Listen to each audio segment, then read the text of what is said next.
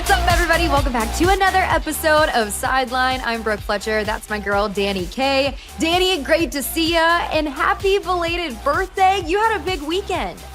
Thank you. Yes, I did. It was such a fun weekend. It started off with my parents surprising me in California. My parents live in Oregon. I knew my mom was coming down for my birthday on Sunday, but this was on Friday. I hadn't seen my dad on my birthday in like 13 years because his busy season for work is always around my birthday. So I always just kind of count him out of the birthday plan. So I think I was more just like in absolute shock to see him. I was so excited. It was so much fun. Had a big brunch with friends. My boyfriend spoiled me, went to my first Lakers game as my big gift. So I thought that was really sweet. Some good sunglasses as well. I got a new paddle board. So new gifts. I hard launched the new boyfriend on Instagram. Yeah, we were going to get to that. Don't you worry. We're not glazing over the fact that you hard launched your relationship. Tell us everything. This is a big deal. It is a big deal. You know, I hadn't had a boyfriend in about 4 years. And if you've watched any broadcast of me ever, I always bring that up because it's just the self-deprecation of being single is fun. I'm going to have to lose my shtick a little bit now, though, because I have somebody in my life. But that's what we're hoping for the whole time, right? He's wonderful. He's from San Diego. He's a business owner. Which we love that. That means we're going to be hanging out a lot. Brooke and I get to hang out all the time because he grew up in Coronado and Brooke spends, time to go see Jake play in Coronado. So this is very exciting. Okay, so it was so funny. So last night, when you posted it, I was with Jake actually, and I'm like, oh my gosh. I was like, stop what you're doing. Dani hard launched. And of course, Jake was like, what's a hard launch? I go, come on, Jake, get with it. It's when you post about your relationship and let the whole world know. And he's like, oh, okay. I was like, we hard launched on our engagement, which was like kind of a crazy move. But I don't know how you kept it a secret that long. I don't know how you kept it a secret that long. I mean, the people that are around you knew about Jake. I knew about Jake, but so it wasn't surprising when you were getting engaged to all of us. Like, it wasn't a surprise to your friends. I don't know how you kept it a secret that long, though, because, for how often we post on social media, how open we are with our lives, it almost was harder to keep it a secret. And it wasn't like I was keeping Travis a secret. It was just more of, I wanted to make sure that just make sure the time was right. Yeah, not announce it to the world and have him run for the hills. So I think it's nice to know. I kept asking, I'm like, so like, when can we talk about your boyfriend? So I'm so glad that it is out in the open. Travis, we are so excited for you guys. And I can't wait to hang out in Coronado. We're going to Blanco all the time, which by the way, there's so many Blancos here in Phoenix. We have gone like 5 or 6 times. I'm not even kidding. That's Dani and I's favorite restaurant if you are watching and you know about Blanco. But okay, so it was your birthday weekend, big weekend, but also it was the Oscars. I'm not sure if you had an opportunity because you were so busy, Dani, to watch, but I was all over it. I was glued to my couch, watching the big show. And of course, everything that I want to talk about has to do with the fashion. Duh. Oh, what was your favorite look after going through everything?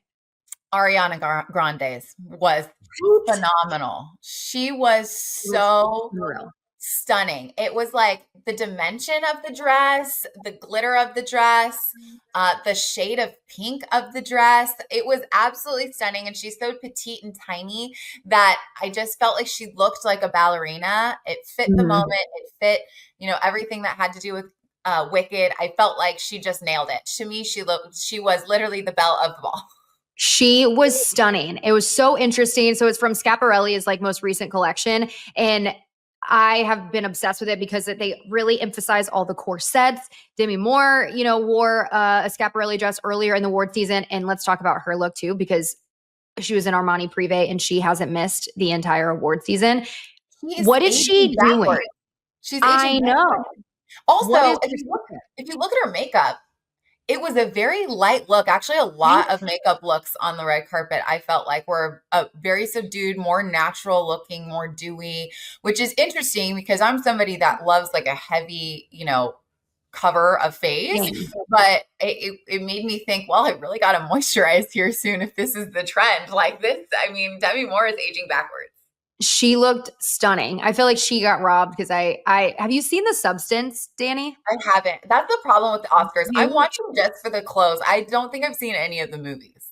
So, okay, if there's any movie that I would recommend, I recommend that one because I feel like especially as women and with the way society is, we have this pressure of having to look young and, wanting to age backwards essentially. And so that's kind of the theme of the entire movie. She is so freaking good in this movie. I wanted her to win. She had been like sweeping the floor, all award season. But it's okay. But she looked great. Zoe Saldana, she looked great as well. So it's the best night of the entire award season. I just love seeing all the different fashion during the Oscars. Well, it's funny because I saw it. And so basically what happened is I got surprised to go to my first Lakers game, and the Lakers were playing the Clippers. So the Battle of LA. So such a cool game to go to. And I was like, wow, this will be like star studded. Like, let's go watch all the, yes, we get to watch the game, but we're also going to be able to watch the amount of people that are courtside. This is a Battle of LA. And then I realized that it's Oscars night. So we're sitting there having like a pre-game drink, and I'm watching the TV and everybody's coming out in their looks. And I was like, okay, so they're not going to be at the game, but at least I'm getting to watch the red carpets. And it is fun. Honestly, my dream, the reason I got into broadcasting the first place was to host a red carpet. Like I wanted to host E-News. I still do at some point in life. I don't know if it'll happen, but we'll just throw that out there in the universe. We'll do it one day through the podcast. We're gonna do a red carpet. That would be amazing. I just think it's so fun to get glitz and glammed up. In fact, I have a jersey signed in my hallway by one of the first football players I ever covered that says E with an exclamation point on the jersey signing, because he knew that was always my goal. So being able to have a night where I could watch the red carpet on TV with a martini, then go in to watch my first Lakers game, Lakers Clippers. I mean, it was an overall fantastic evening, but you're right. The Oscars and the looks killed it. Before we get to, talk about sports, but it's funny, speaking of the looks, I don't know if you got like Travis's opinion on the looks, and I love getting guys' opinion on fashion. And so I'm sitting there, there's this guy on TikTok, and I can't remember his name off the top of my head, but he's so good. Like him and I were always on the same page, and I get so excited because I'm like, oh, I was thinking that too. And for some reason I think I'm like, oh, I know everything about fashion, which I don't. But I don't. But it makes me feel good whenever we agree on something. But I was showing Jake, and I was like, oh, look. And so Jake was getting so opinionated on these looks. And he's like, what is he like? Why is this guy? He's like, oh, the guy's he's going to love this look because he's really into the scarves. I could tell by his last ratings. And so he's like 7. And he kept getting everything right with this guy. It was so funny how into it Jake was getting. And I'm like, wow, okay. Did you learn if Jake would then take a bit of a risk with an outfit here and there? Because there are some risks taken on that red carpet for men. Well, it was funny because Andrew Garfield, I loved his outfit. He had this like chocolate brown suit with this silk underneath. It was not too far out there, but it was just different. And so Jake's like, man, the Oscars, he's like, this is the time when you need to take risks with your suit. I want these guys to take more risks. He's like, I don't want to see guys with just regular tuxes. And he's like, Andrew Garfield, I like that color and I like the silk underneath it. He's like, I would rock that. And he was getting so into it. It was hilarious. I suggest you do it with your boyfriend, and anybody watching, try it with your boyfriend, because we underestimate the guys' games and how much they are into, especially menswear. They love it. They're into it. That. Is there a red carpet for MLB All-Star Weekend? Can Jake make the All-Star Weekend and then do some sort of red carpet look and like channel an Oscar? That would be really cool. He has a suit guy.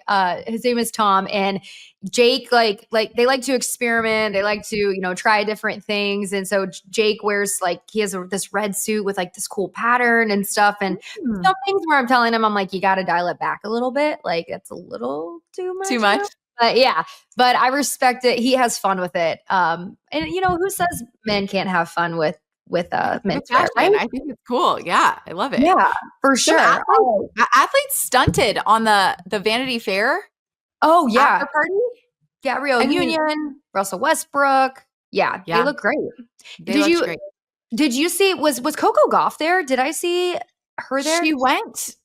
to one of them. I don't know if it was the Vanity Fair after party or the Oscars. I thought it was the Oscars. So was 𝗻𝗂𝗓𝗂, actually, the world number one. So, but Coco Gauff wore yellow and she looked phenomenal in yellow. It complemented her so well. I loved the little jewels on it.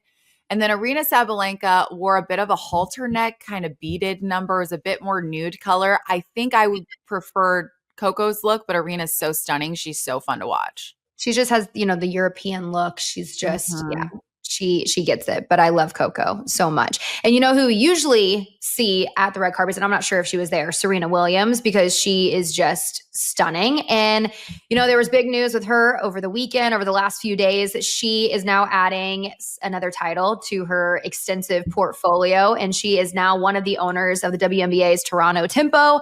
It's an expansive franchise that's going to begin in 2026. So, I mean, this is huge. We've talked about it a lot, the expansion of the W, especially over the last few years. And then having a woman and having a figure like Serena Williams back your team, like what can that do for a franchise, Dani?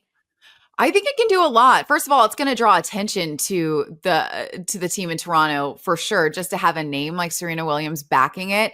But I do think it's pretty fun to not only know that we're adding teams, because Portland, Oregon's also going to add a team here soon. That's exciting because that means there's an appetite for women's basketball. So yeah, it's been a huge conversation over the last couple of years, thanks to Caitlin Clark, Angel Reese, Juju Watkins. Obviously, these players have drawn so much attention to eyeballs of women's basketball that now people are starting to have these bigger franchises. And it is about star power. That's kind of what we've said from the get-go, right? Like you got to get people in the seats that people want to see. That was kind of the whole thought process when the Lakers became the Lakers. Back in the day when they started the team and they were trying, not so much when they started the team, when they started getting their players in there like Magic and all of that, they were trying to build the excitement around the team at the Forum. And they turned it into an event. They were the first ones to have the Laker girls and have, the cheerleaders. And then it was, wait, we need our courtside seats to be the coolest people that you can find so that people are like, I can't miss a Laker game. I must go because the who's who goes. Yeah. This is obviously a little bit different scenario just because it's a little bit smaller scale at the moment with a team that hasn't yet come to fruition, but they sound to me like they've got the right plan in place. Get recognizable people in there, get recognizable athletes in there, because now you've got, yes, Serena Williams, a basketball player? No, but she has such a resume and has won so many titles, knows what it's like to face adversity, come back a winner, knows what it's like to have a kid, come back and be a winner. She's just jumped so many hurdles that having someone like that in a building, is she going to be there day to day? No, she's an owner. But having someone at your disposal to talk to a team like that, Brooke, I just think it's so cool and very exciting. No, I couldn't think of somebody that would be better than Serena Williams to back a women's league because of, you just talked about it, how she just championed women, minorities throughout her career. She was a trailblazer in the world of tennis and the doors that she was able to open.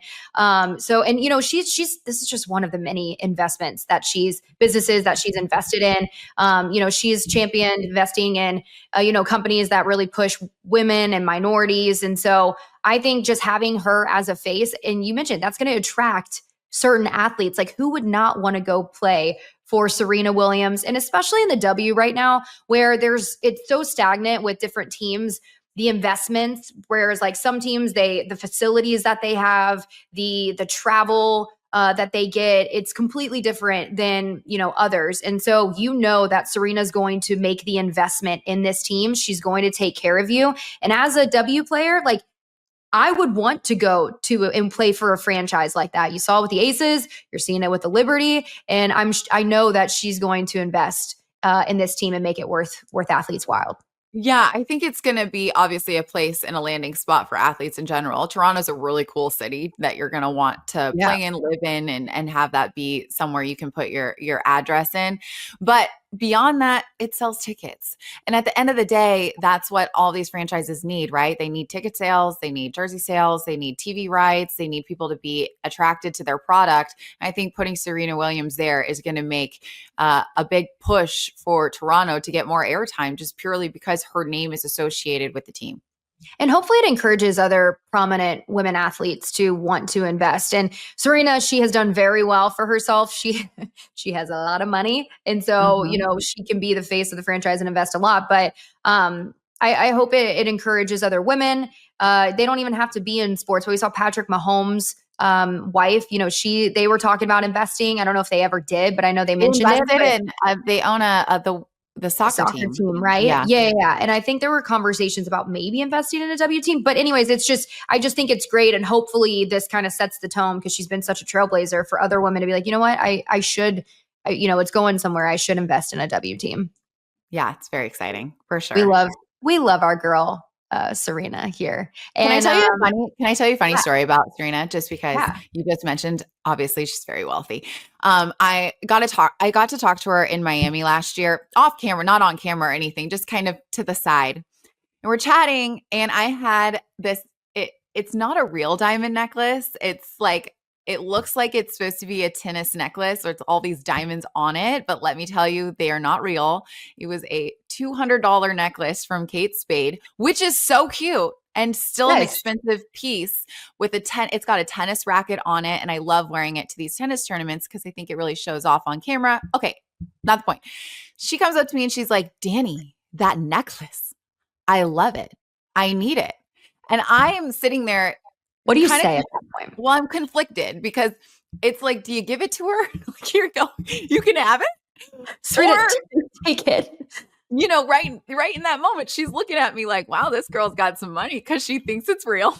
So I obviously can't hand it to her. And I also don't want to cheapen myself and be like, it's $200. But it was a very inner conflicting moment. I ended up just saying thank you. I didn't tell her how much it was. In hindsight, I should have told her. Dang it. I should have just given it to her. Honestly, she probably would have respected it, because I feel like she would be like, you know what? That was a smart investment. My intrusive thoughts, I would have been like, thanks. I got it from Kate Spade, or not Kate Spade. Is it Kate Spade? Yeah, Kate Spade for like $200. Yeah. I'm like, but that's considered it. Does she just have this aura around her where she just like commands the room wherever she walks in? Yes. And she's got a big personality too, which is what makes her so much fun. She's always kind of like giggling with her friends. She's got a very connected core group of friends that she brings around, and they're a ton of fun, like a ton of energy. Like two of her best friends hopped on the desk with my co-host and I, and just were grabbing the microphones and doing a fake show and recording themselves and all of that. They just have her entourage of friends are super fun, great time. And she's the same. She's so well liked for a reason. She's just so much fun, great personality. And yes, there is an aura around her when she's walking around. You're like, oh my goodness, that's Serena. Well, and that makes me so happy that she's so down to earth, because you can meet, and you've met a lot of athletes, Dani, like, and so have I. And, sometimes they say don't meet your heroes, and sometimes they can get wrapped up in it. But I mean, Serena, who has she's one of the most successful athletes of all time, arguably. And just for her to just stay so grounded and just to, go up to you and just be like, girl, I like your necklace. Exactly. Like, so nice. So endearing. I also probably blacked out because I was like, oh my God.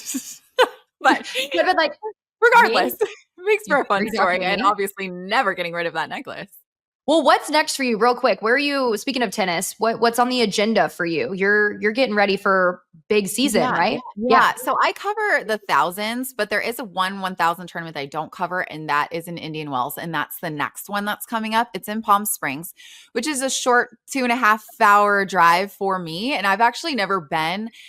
So I'm going to go as a fan and as a spectator tomorrow through like Wednesday, Thursday, Friday, the first couple of days of the tournament, just to watch, enjoy, take it in, say hi to coworkers.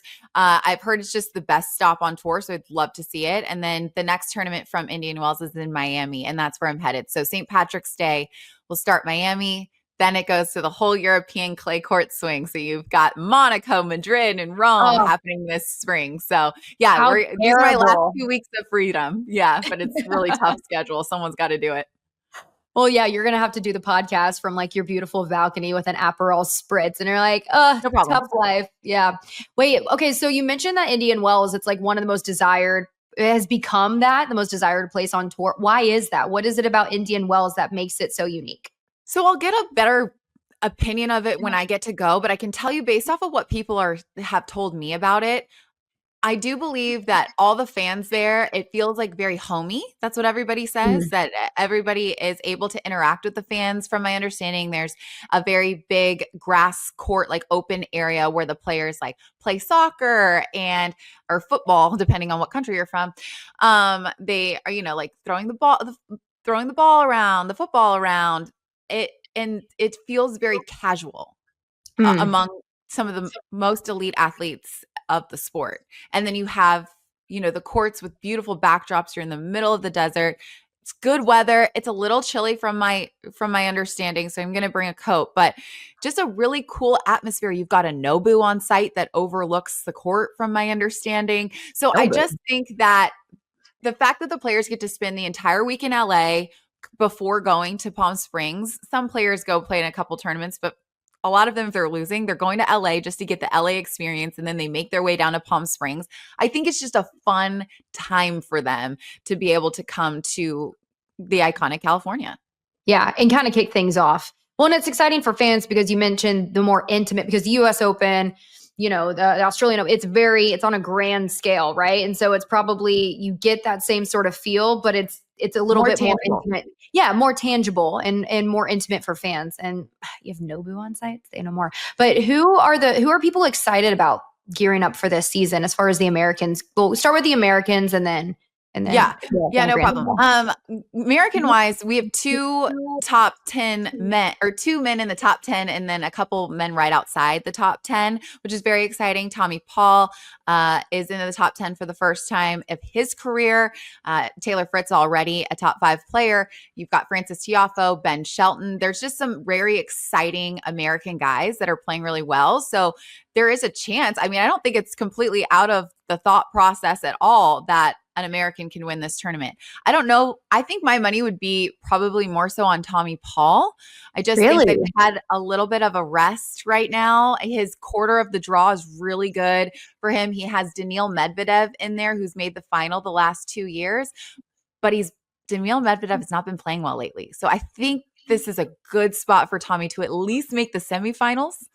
So my eyes are on him. And we know our eyes are on Paige Lorenz's outfits. Duh, of course. And Morgan too, with Taylor Fritz. And so no, that's so interesting because I feel like Taylor Fritz has always been like at the forefront when it comes to men's tennis. And Tommy Paul has it's a slower progression, but I feel like so you're saying he's probably peaking at the right time and this could potentially be his year. Yeah, he's coming off of a shoulder injury that he got in Australia. He was so close in Australia. At the Australian Open, he was so close. Had he beaten Alexander Zverev, and then the fact that Novak Djokovic got hurt in that semifinal, Tommy Paul was just like a slimmer away from making his first Grand Slam final. It's one of those things that's probably haunting him a little bit, like coulda, shoulda, woulda. But that's a good way to start his year. Then he had to deal with a little bit of a shoulder injury. There was a stomach bug in Acapulco last week that knocked out half the draw. Half the draw got food poisoning. Yeah, it's crazy. Were they drinking the water? You shouldn't drink the water. I have no idea what went on there, but they all got sick. Everyone got sick. So if you're looking at results from last week, I got nothing to tell you. Everybody was sick. No. But I think he's had enough time to rehab that shoulder and recover from his illness. And the fact that he's just got a great draw. Look, the other part of the draw is Carlos Alcaraz and Novak Djokovic, and they're in the same section. So that's going to be just fireworks in general. Blockbuster in itself, right? Absolutely. Female side, you've got 3 American females in the top 5. 3. That's crazy. We love this. This is so exciting for I American think that also no woman has won, every tournament so far up to this point has been won by a different female. So the parity in women's tennis right now, it's like anyone's game, which makes it that much more exciting. If you're a gambling degenerate like I am, you're so excited about that because you can get value everywhere. It's fun. Yeah, that's true. That's true. Maybe I need to start betting on tennis. No, this is great. I know we were getting a little off topic, but tennis is just it's kicking off. It's a great time for American tennis right now. And I feel like, with the big 3 kind of on their way out, I mean, Novak is still Novak, obviously, but I think it's time for the new faces of tennis to come about. And so just curious, who everybody's talking about, because Dani is the queen of tennis, everybody. She knows the ins and outs. But we were talking about Serena earlier and just like prominent women in sports. This was really interesting. I came across this, and Katherine Legge, she is from England, but she's going to make her NASCAR Cup Series debut this weekend, becoming the first woman to compete in a Cup Series race since 𝗍𝗂 Patrick, which we're all very familiar with, in 2018 in the Daytona 500. And so, talking about growing women in sports, this is huge, especially in a sport like NASCAR, where, and in racing, where you don't see many women, especially prominent women figures in that sport. Yeah. What is that? Since 2018? So is that 7 years? 7 years ago that there was another woman to do this? So shout out to Katherine Legge. Let's make that like a household name. I'm not going to sit here and tell you that I know anything about NASCAR, but I do know what it's like to watch women try and succeed in a male-dominated industry. And so shout out to Katherine Legge. I did a little bit more digging to see. I was like, there has to be another woman that's come on the scene at some point in NASCAR. Apparently there was one in 2021, Jennifer Jo Cobb, but NASCAR didn't approve her into the Cup experience. So yes, it's been since 2018. Katherine Legge, we hope you do well. I don't have any idea of how you score. I know nothing about NASCAR, but I think it's cool. No, I think it's great. And as we're trying to, I think it comes down to marketing too. And also the league or NASCAR just embracing, women in sports and just really backing. And so hopefully, the more people talk about it and the more as we're seeing women supporting women in various sports, hopefully like this is a great platform for, 𝗍𝗂. She was everywhere, right? Like we always talked about 𝗍𝗂, and she's still a prominent figure, but I think NASCAR is looking for like that next face. And so hopefully, whether it's Katherine or somebody else, but hopefully this just kind of starts the conversation. And shout out to our girl Katherine. Hopefully we'll see a win for her. But we talked about, you were talking about that sports betting, Dani, and this has been an ongoing conversation for years, talking about Pete Rose. And everybody knows Pete Rose, he is one of the best to ever play the game, but it's been coming up lately because Donald Trump is talking about, how he needs to be in the Hall of Fame. And if you take a look at his numbers and what he was able to do on the field, you were like, yes, absolutely. But he did a big no-no. He was betting on baseball, betting on his games. And that is why everybody, he was banned from baseball, banned from the Hall of Fame. So I'm curious your thoughts, as you called yourself a betting degenerate. What are your thoughts? Do you think Pete Rose should be in the Hall of Fame despite all the betting controversy? Okay. This is tough because obviously it's a very controversial topic, right? There's the political aspect of it that I'm not even going to touch. I want nothing to do with that part of the conversation. Right. But because it's being talked about, it makes you revisit the situation, right? So while Pete Rose got banned, it was that he was permanently ineligible to come back and he was permanently ineligible. Is that what it's called? Yes. Yeah, like he was completely banned. Yeah. Completely banned from the sport. But because he's completely banned from the sport, he can't go into the Hall of Fame. But from what I read, if they say that he was not permanently banned now that he has died, he could be considered for the Hall of Fame. So two things have to happen. First, he has to be deemed allowed to be associated with baseball. Yep. Posthumously, post-death. And then the Hall of Fame has to let him in. He was gambling for 10 years, Brooke. Like, that's a long time. Player and as a coach. I don't know. I understand that betting and sports betting has become such a part of these teams. In fact, the FanDuel Sports Network sponsors half of these sports teams' broadcasts at this point. You've got DraftKings all over the place. You've got BetMGM all over the place. These are all parts of these sports teams now.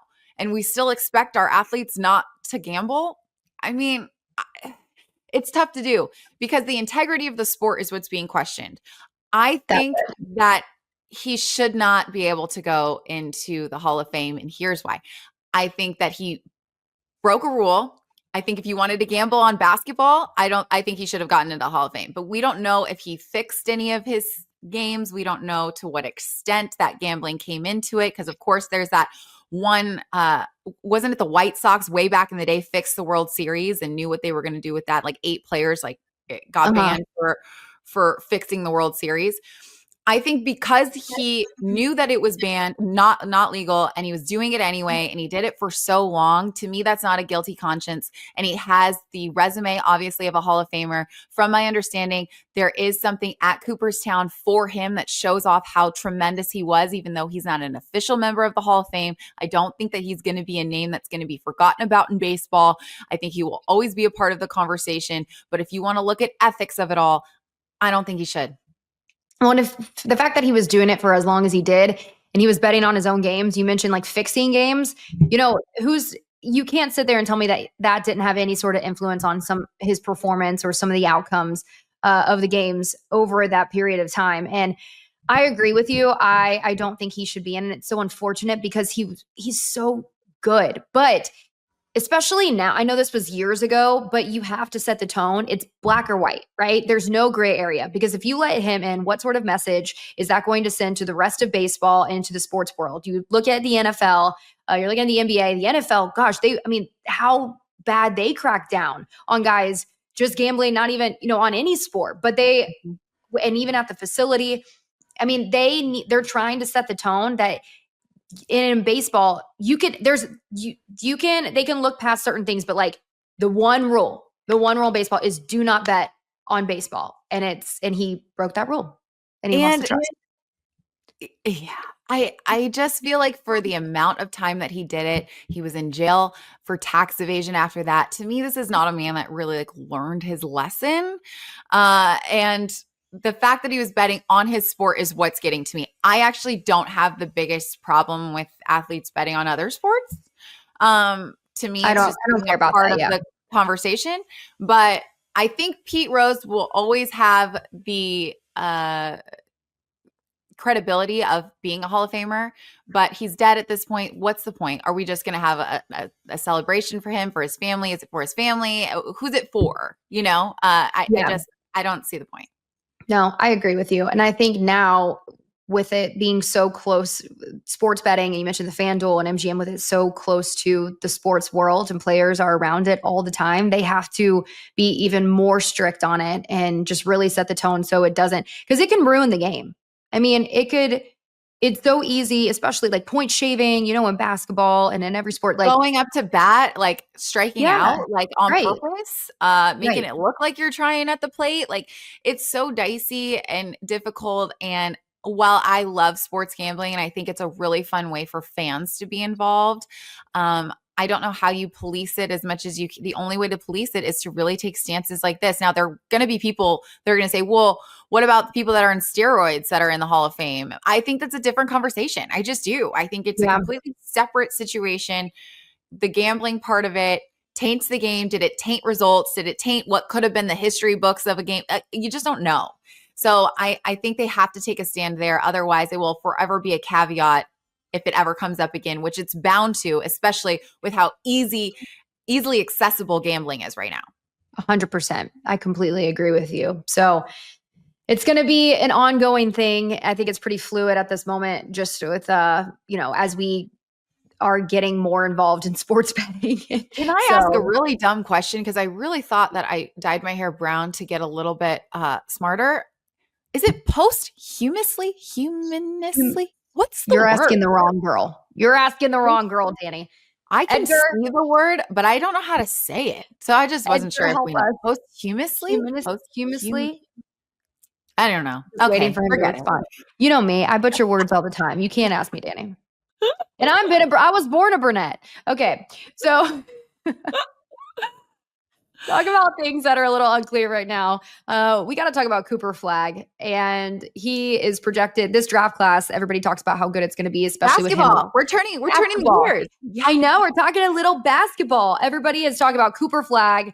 He's going to be that top guy. And so I was watching highlights from the game Monday night where, the Blue Devils, they were taking on Wake Forest, and everybody in the crowd was chanting, run it back, run it back. And he did the run it back, hand gesture there, because allegedly, and he's talked about it, that he might want to return to Duke.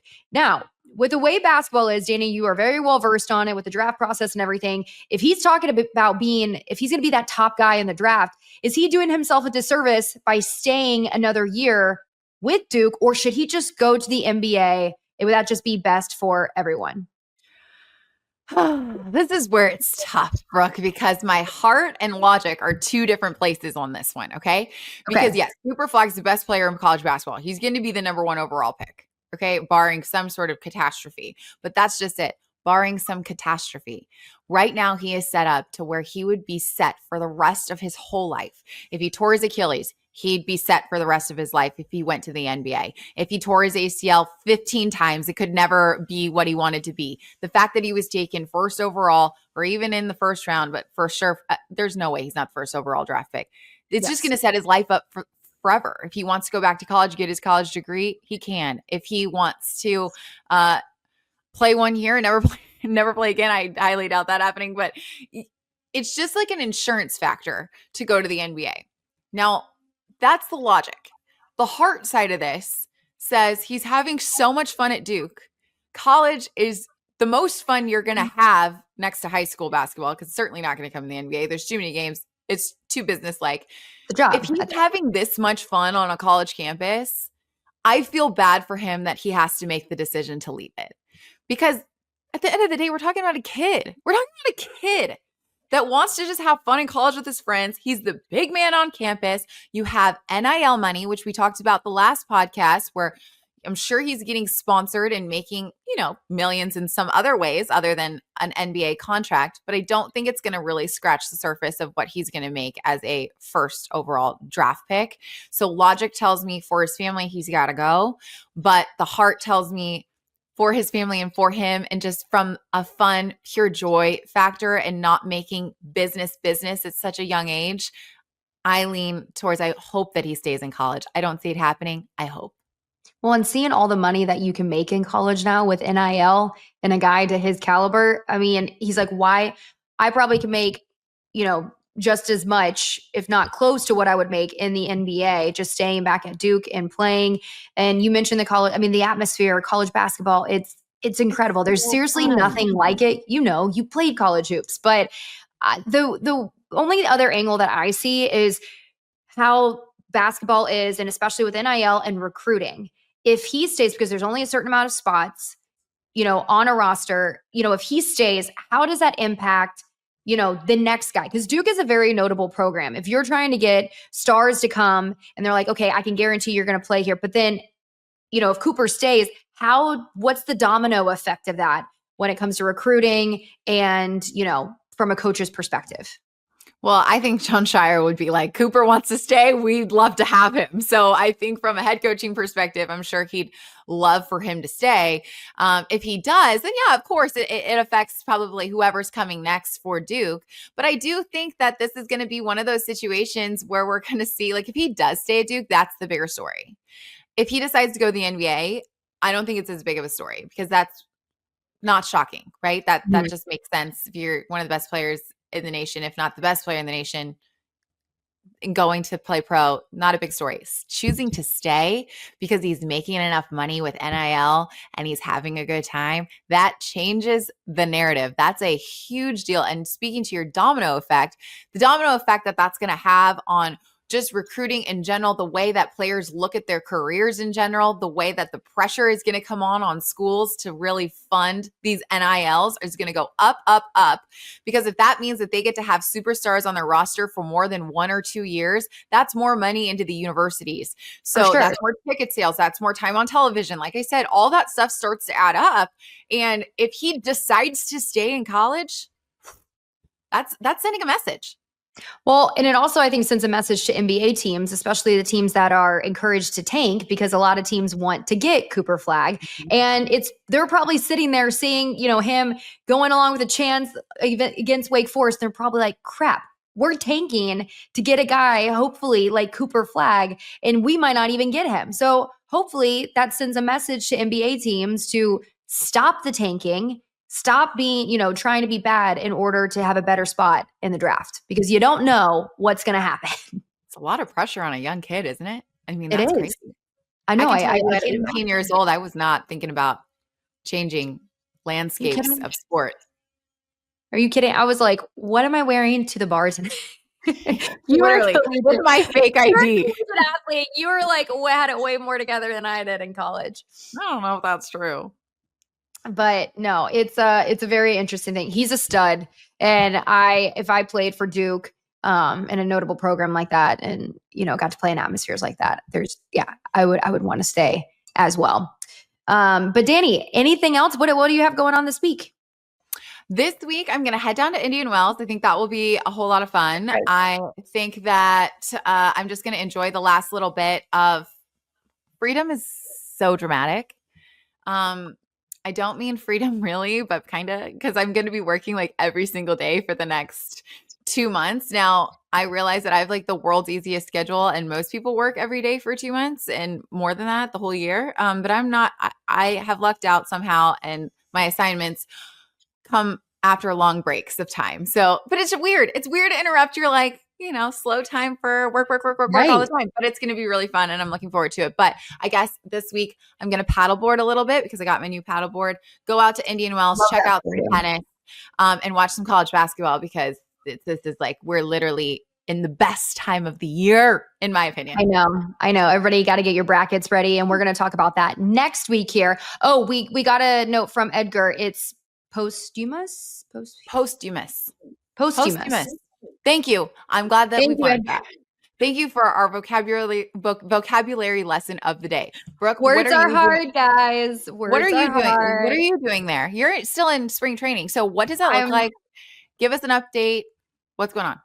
Yeah. Okay. So still in spring training. We have a little break before our games pick up again. And so our next game is not until the 7th. So I've just been going to the facility and just, getting to know the guys, getting acclimated and just trying to build a rapport with everyone. But everybody has been so welcoming. It's been great. Who's the jokester? Oh gosh. I actually got to know 𝗁𝗲. He came over in the Garrett crochet trade and I had to sit down with him and he's hilarious. I'm going to be releasing the sit down with him sometime this week. But I mean, talk about a guy that, has done it all. He's a DJ. We even tried like his unusual snack. Dani, get this. This is so strange. Dill pickle, sunflower seeds, and sour Skittles. Together? What do you think? Yes. No.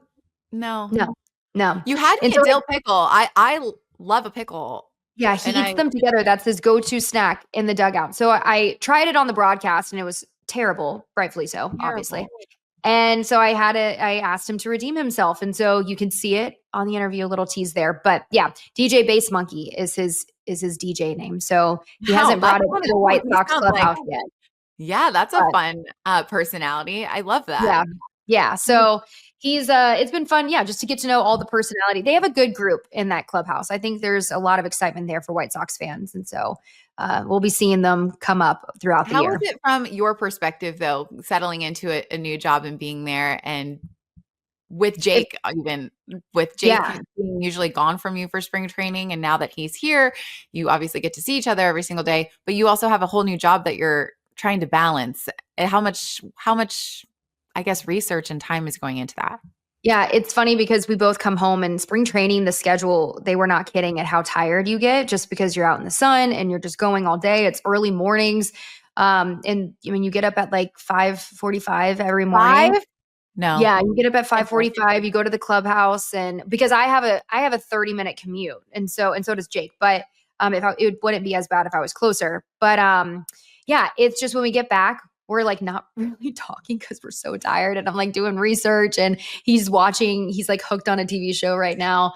But it felt like the first day of school last week, right? You're trying to build a rapport. You're trying to get to know everyone and learn everybody's names. That's a big thing. And there's so many new people. So it's nice just to, and I'm sure, and I'm sure you feel this way, like you and Travis are doing the distance thing. It's just nice to kind of just be together, right? Mm-hmm. Like just quality time, even though we don't have to say much, it's just being next to each other as opposed to being on opposite sides of the country. Right. That's nice in itself. Yeah. When it comes to Jake and I. No kidding. You can say like comfortable while you're having to be a bit uncomfortable with a whole new job. A lot of research, I'm sure, that's going into that. Lots of games, lots of new faces. But I'm glad everybody's being super welcoming to you in the White Sox clubhouse. That's awesome. and before we, let everybody go, it's been so cool with the White Sox. It feels truly like a family. And I think I touched on it before, but I had people coming up to me, and even the grounds crew guy, Roger, he was there when my dad played, and he goes, "Please tell your dad I said hello. Your dad always wanted the infield soft, and I always made it soft for him." And so he remembered that. And then there's people in the front office. They were like, "Last time we saw you, you were so little." And so you truly, Jerry is known for being so loyal. Like that's, what he's known for, and obviously amongst other things. But, people, it's just cool to see the family atmosphere and people that have been there since the 80s when my dad was there. And I think it says a lot about just the atmosphere and the culture that's there with the White Sox. So it's been cool just to get to know everyone. Oh, that's so special. I'm excited for you, Brooke. Yeah. So we got a fun week. But, next week we are going to be talking some March Madness because it's getting crazy. Shout out to my Auburn Tigers. They just won the SEC regular season. Yes, so of course we're going to talk about them. We got, a lot of fun stuff. But Dani, it's been so much fun. Great catching up with you. Happy birthday once again. Tell your family I know they're there. Tell them I say hi. And guys, thanks so much for hanging out with us. We'll see you next week. Have a good one. Bye.